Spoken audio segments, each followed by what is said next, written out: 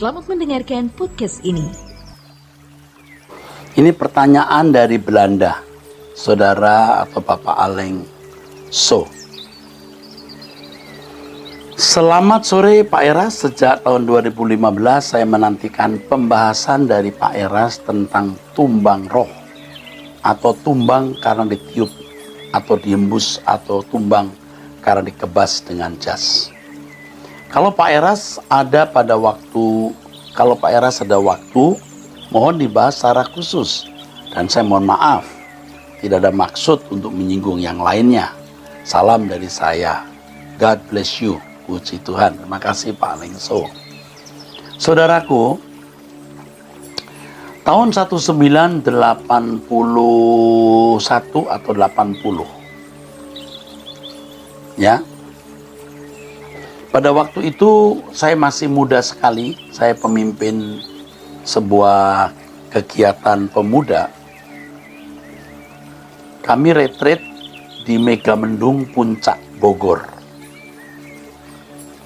Saya masih sangat muda, saudara. Saya belum mengerti antara apa yang dimaksud rebah dalam roh itu atau tumbang roh. Tapi pada waktu kebaktian, kami menyaksikan, kami melihat anak-anak muda tumbang. Waktu itu kami pikir itu alergi udara karena memang dingin tempatnya. Sudah jatuh tumbang, lalu kita bawa ke tempat tidur.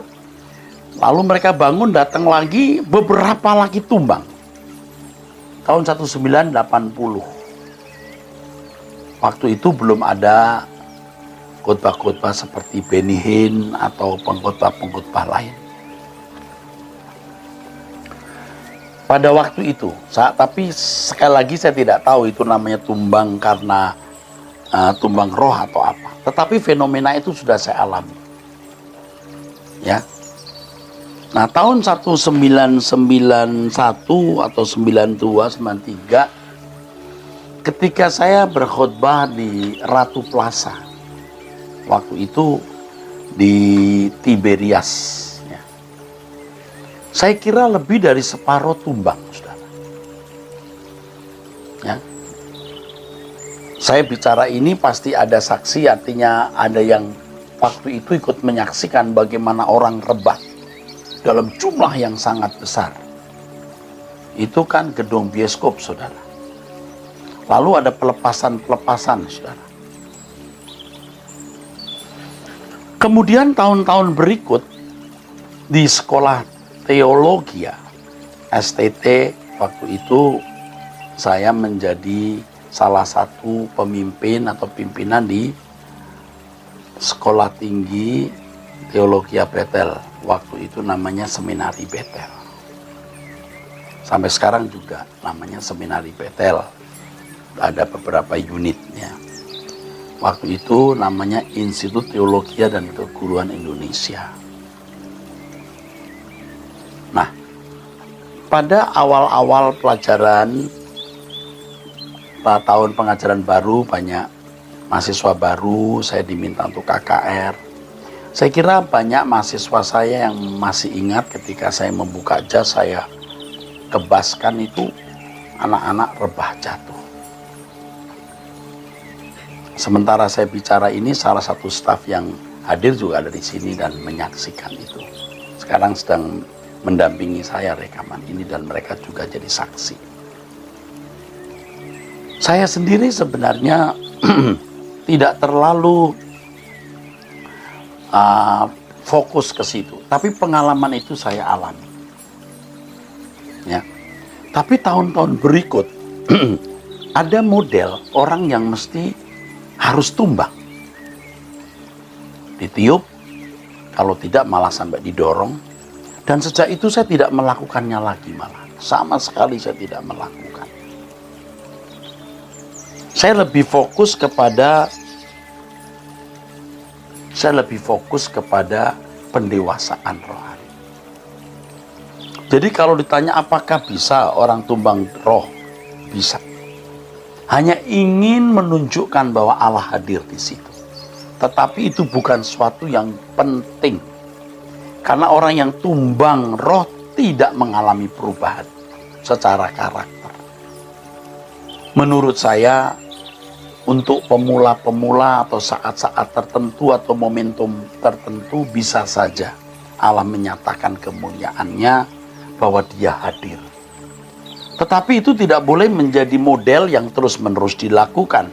Setiap kali harus tumbang, setiap kali harus tumbang, tidak perlu. Bahkan di gereja yang saya gembalakan hari ini, atau kalau saya mulai KKR di daerah, sangat jarang saya meminta orang maju ke depan. Sangat jarang, kecuali saya diminta, itu pun juga saya kadang-kadang menolak.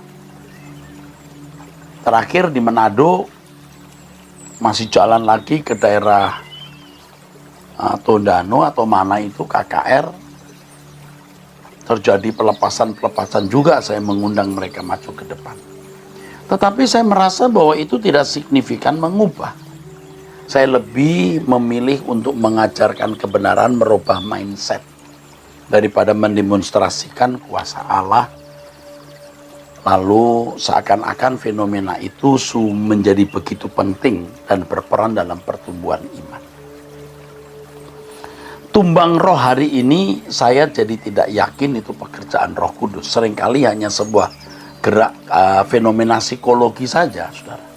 Saya khawatir karena menjadi kebiasaan, seperti bahasa roh, karena menjadi kebiasaan sehingga menjadi sembarangan dan bukan bahasa roh yang asli.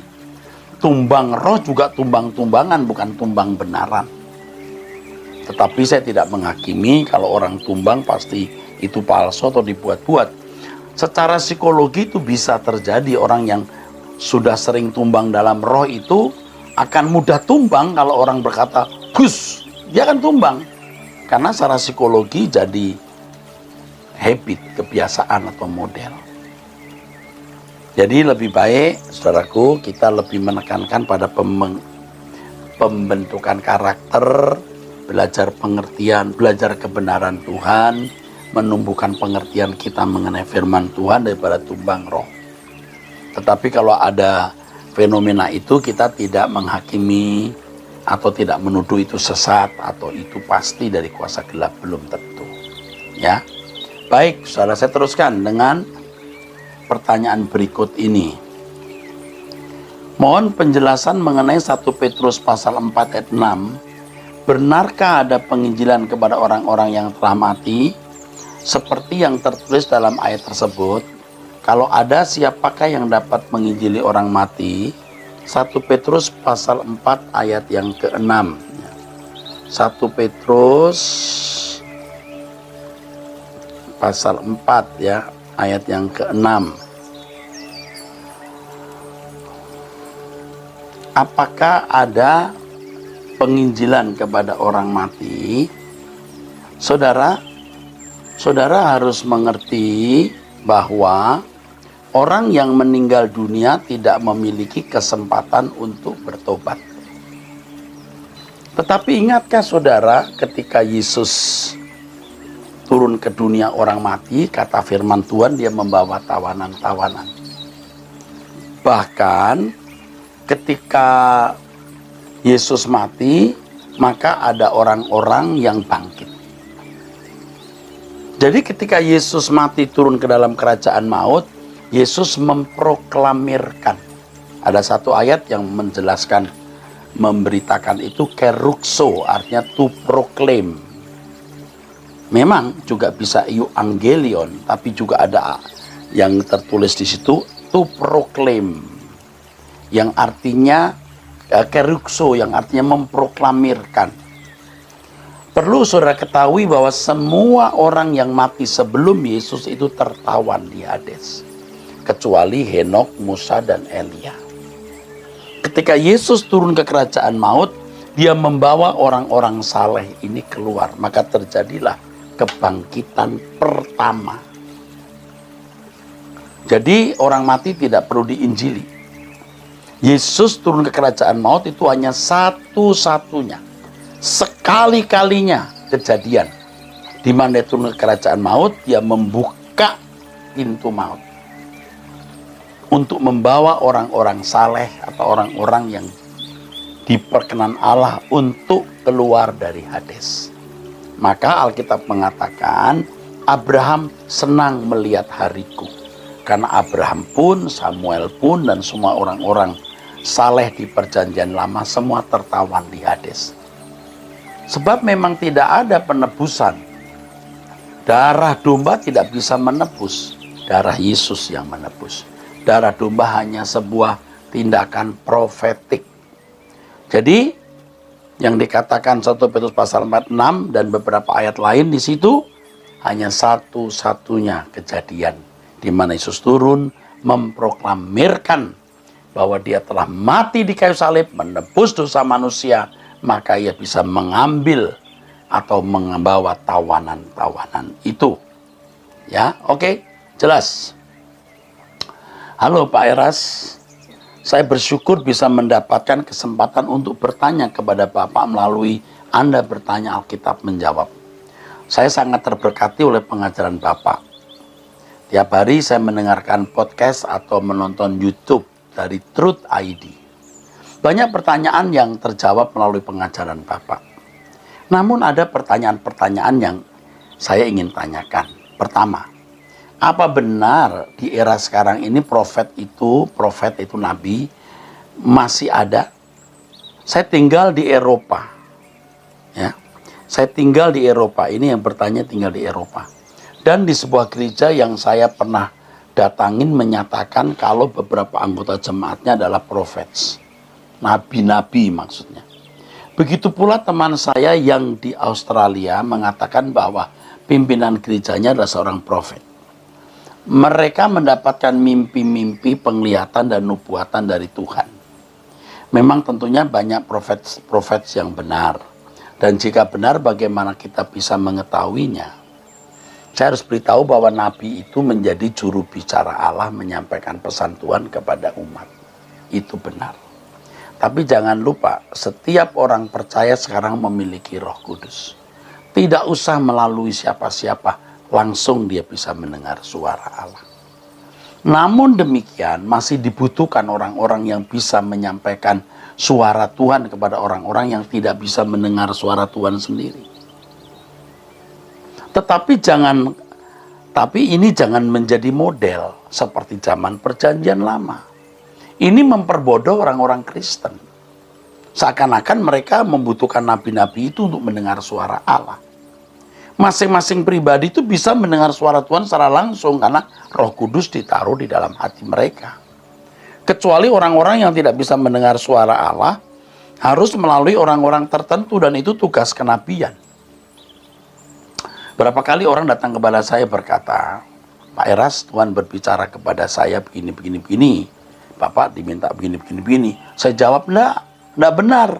Kalau Tuhan mau berbicara, pasti bicara langsung kepada saya. Tidak usah bicara lewat kamu. Kecuali hidup saya tidak benar. Kecuali saya hidup tidak benar, saya pasti tidak bisa mendengar suaranya. Saya berusaha untuk hidup benar. Kalau salah, saya minta ampun. Tidak mungkin Tuhan bicara kepada saya lewat kamu. Saya nggak mau dengar. Dan nyatanya memang nggak ada yang benar, saudara. Nasihat saya adalah jangan mudah percaya kepada yang begini-begini. Jemaat harus mandiri, independen dari manusia, dependen kepada Allah. Mandiri dari manusia lalu bergantung kepada Allah. Anda perhatikan dari dulu saya masih muda, banyak orang yang mengaku nabi-nabi itu. Lalu ada pelayanan nabi-nabi. Tidak langgeng, tidak lama. Akhirnya surut. Dan itu tidak membuat orang jadi dewasa rohani. Ada pelayanan kenabian, lalu orang satu persatu didoakan, dinubuatkan satu persatu. Itu pembodohan, saudara. Masing-masing kita bisa berurusan dengan Tuhan kok.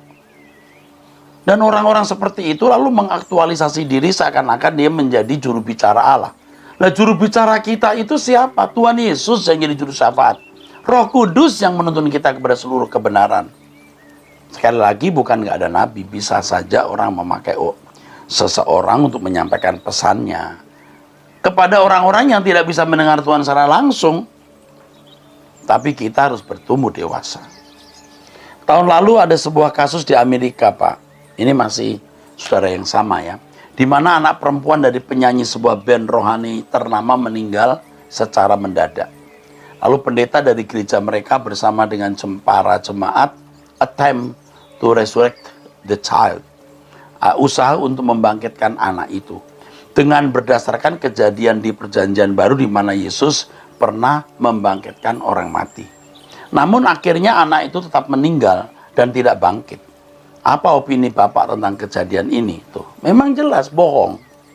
Menurut Bapak, apa ada pembangkitan orang meninggal itu masih dapat terjadi di era sekarang ini? Bisa. Orang mati bangkit itu bisa. Tapi yang ini jelas bohong kan? Jelas bohong kan? Kebohongan-kebohongan seperti ini sering terjadi. Nubuat-nubuat di Indonesia ini sering terjadi. Maksud saya, nubuat-nubuat disampaikan tapi tidak tergenapi. Kejadian seperti ini juga ada di Indonesia, tapi bohong, akhirnya tidak tergenapi. Ironinya, tidak ada tuntutan dari publik. Ini pembohongan publik, juga pembodohan. Tapi karena tidak ada tuntutan dari publik, tidak ada yang mempersoalkan, ya diulang lagi nanti. Tapi kita mari belajar untuk langsung bertemu dengan Tuhan. Hidup kita harus bersih, harus suci, bergaul dengan Allah, supaya kita bisa membedakan antara nabi yang benar, nabi yang palsu, suara Allah dan bukan suara Allah. Kepada yang kekasih, ya, yang menyampaikan pertanyaan yang NN ini, saya salut, terima kasih untuk pertanyaannya yang memberkati kita semua dan kesaksiannya yang memberkati kita semua. Terima kasih, puji Tuhan. Dear Pastor, mau tanya mengenai adanya malaikat yang senantiasa menjaga rumah kita dan tanda-tandanya yang Alkitabiah. Terima kasih. Pasti setiap orang itu punya malaikat penjaga, pasti. Ya. Rumah-rumah orang percaya pasti dijagai. Lalu tandanya tidak perlu kita mengetahui tandanya. Tapi saya ingatkan ya, Ayub dilingkupi oleh malaikat penjaga. Tapi satu kali malaikat diangkat oleh Allah. Diangkat oleh Allah malaikat-malaikat itu. Dan Ayub mengalami penderitaan. Jadi jangan heran juga kalau Allah mengizinkan kesulitan saudara alami. Bukan karena tidak ada malaikat. Malaikat ada. Malaikat bisa menjagai. Tapi untuk maksud tertentu malaikat juga bisa diangkat. Namun demikian bagi orang percaya secara khusus, penjagaan Tuhan tetap bagaimanapun sempurna. Jadi tidak perlu ada tanda-tanda malaikat ada atau tidak. Percaya, Dia Allah menyertai saudara. Malaikat menyertai saudara. Puji Tuhan. Nah, pertanyaan saya Pak Pendeta, ini ada satu orang bertanya. Bagaimana dengan Yohanes 3 ayat 18 yang mengatakan barang siapa tidak percaya berada di bawah hukuman. Sudah berada di bawah hukuman. Jadi begini saudaraku, kalau hari ini kita melihat orang menolak Yesus, ya, pengertian menolak ini harus dijelaskan. Menolak artinya bukan saja tidak menerima Dia, tetapi mengusahakan untuk merusak pekerjaan Allah. Orang seperti ini kekal dosanya. Dia melawan raja dan segala raja. Jadi kalau saudara melihat orang yang menolak Yesus, dalam arti melawan dan menghambat pekerjaan Allah, pasti mukanya tidak ada kemuliaan. Tidak ada kemuliaan. Beda orang-orang non-Kristen, tetapi tidak menyakiti, tidak melukai orang Kristen. Ada keteduhan di dalam wajahnya. Ya. Jadi ada orang-orang yang memang menolak dan mengusahakan kesulitan bagi orang Kristen. Ini orang sudah di bawah hukuman. Oke. Menurut Alkitab ya, bukan menurut saya. Selamat dini hari Pak, pukul 2 pagi. Saya dari Cilengsi. Mengapa setelah saya berfokus pada hidup benar, ketika melakukan dosa, sekalipun hanya dosa kecil, bicara kasar misalnya, saya merasa sangat bersalah ya Pak. Padahal dulu saya anggap itu hanya angin lalu. Ini mesin kesucian sudah berjalan dengan baik. Bagus. Orang percaya yang benar akan mengalami hal ini bro. Anda bagus. Cuman kalau sudah merasa bersalah, jangan sampai saudara terintimidasi ya. Mengaku, minta ampun. Yakin Tuhan mengampuni, Tuhan melupakan. Anda tidak boleh terintimidasi, Anda menerima pengampunan dan belajar bisa mengampuni diri sendiri. Ini lebih aneh, Pak. Setelah berusaha hidup benar, bahkan saya hampir selalu bisa merasakan spirit dari seseorang. Contohnya ketika nonton video di YouTube, ada salah satu pendeta atau pastor berkhotbah. Nah, saat saya menonton itu ada seperti perasaan yang berkata, ini tidak benar. Atau sebaliknya, ketua pendeta yang bicara benar, dia berkata, ini benar. Nah, ya benar. Ini namanya karunia membedakan roh. Bukan aneh. Anda sudah memiliki kepekaan membedakan roh. Ini tidak kalah aneh, Pak. Dari dua pertanyaan tadi, mengapa saya berdoa dengan khusyuk terkadang seperti ada peristiwa tanya jawab ya Pak? Saya yang bertanya namun entah di mana siapa seperti ada yang jawab. Dan jawaban itu memuaskan Pak, tidak bisa dibantah dan langsung ke intinya. Ini satu hal yang memang normal. Roh Kudus itu diam di dalam diri kita dan mestinya setiap kita bisa berdialog dengan Allah. Jadi saudara Ignatius, umur 31 tahun dari Cilengsi, selamat ya. Anda sudah masuk dalam wilayah Tuhan, kawasan Tuhan. Itu saja ya Pak, ingin saya tanyakan. Semoga Bapak terus berumur panjang agar saya bisa terus streaming video Bapak dari tahun 2017. Baiklah kawan, puji Tuhan. Oke. Salam Pak Eras, salam kasih dari UK. Oh, United Kingdom, dari Inggris ya. Saya NN, seorang ibu rumah tangga yang haus akan kebenaran. Saya sering mendengar khotbah-khotbah dari YouTube, tapi saya tidak mendapatkan apa yang jiwa saya cari. Saya juga mengikuti kelas pemuritan online lewat Zoom. Akhirnya saya memutuskan keluar dari pemuritan tersebut karena ada perasaan tidak damai sejahtera. Dalam kehausan, saya akhirnya menemukan kebenaran yang mengubahkan hidup saya sedikit demi sedikit. Sekarang saya fokus pada pengajaran Pak Eras saja. Saya terus mengikuti dan mendengarkan khotbah-khotbah Pak Eras melalui live streaming Truth ID, dan membaca renungan-renungan harian dari website Rehoboth. Saya bersyukur melalui Pak Eras, Tuhan Yesus membukakan kebenaran-kebenaran yang murni yang membuat saya berubah. Saya jadi mengerti apa itu keselamatan dalam Kristus. Kalau saya harus dikembalikan ke rancangan Allah semula, agar saya memiliki pikiran dan perasaan Kristus, berkodrat ilahi, mengambil bagian dalam kekudusan Allah, sehingga saya bisa menjadi rekan sekerja Allah. Keren ya, ini sudah mengikuti bahasa saya nih ya. Dan banyak lagi kebenaran-kebenaran yang saya dapatkan dari khotbah-khotbah Bapak. Semakin saya mengerti kebenaran, semakin saya takut menyakiti hati Tuhan dan berusaha hidup tidak meleset setiap hari, walaupun itu tidak gampang. Terlebih dalam menghadapi suami yang tidak takut akan Tuhan. Ini sama seperti Ignatius yang baru tadi saya tanya. Ada perasaan yang ya lebih takut akan Allah, tidak ingin menyakiti Tuhan. Ini memang simptom gejala orang yang berjalan dengan Tuhan. Pertanyaan saya Pak, bagaimana bersikap menghormati suami yang tidak takut akan Tuhan dalam standar Alkitab yang benar? Wow, ini tidak bisa dijawab. Mengapa? Saya tidak tahu kasusnya bagaimana. Tetapi kepada ibu yang di UK ini, di United Kingdom ini,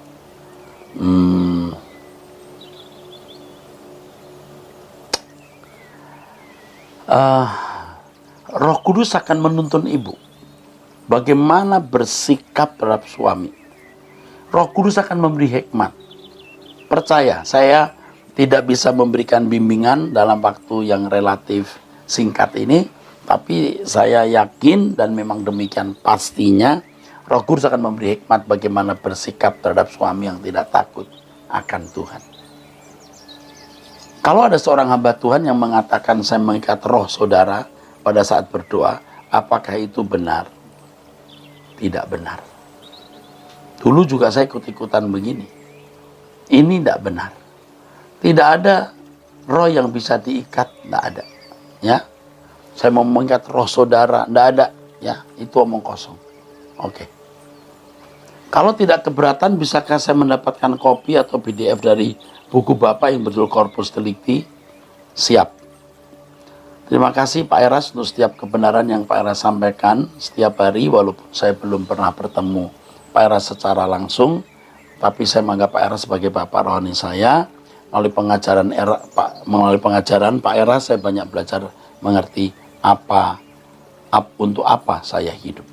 Nah, ini ada alamat untuk saudaranya yang di Jakarta. Nanti sekretaris saya akan menghubungi nomor telepon ini dan saya akan mengirimkan soft copy dari itu. Dan maaf, saya tidak bisa memberikan kepada semua orang, mungkin hanya orang-orang tertentu yang ada di luar negeri, karena nggak bisa dikirim menggunakan cara atau nggak gampang mengirimkan dengan hard copy, ya, PDF. Oke. Tentu dengan satu catatan, tidak boleh digandakan. Oke? Dan catatan lain lagi, bahwa buku itu masih terus direvisi. Baik, Ibu yang kekasih, yang namanya memang tidak dicantumkan di sini, I promise I will send by email my book, ya, about Corpus Delicti. Oke, Shalom Pak Eras, ini pertanyaan berikut.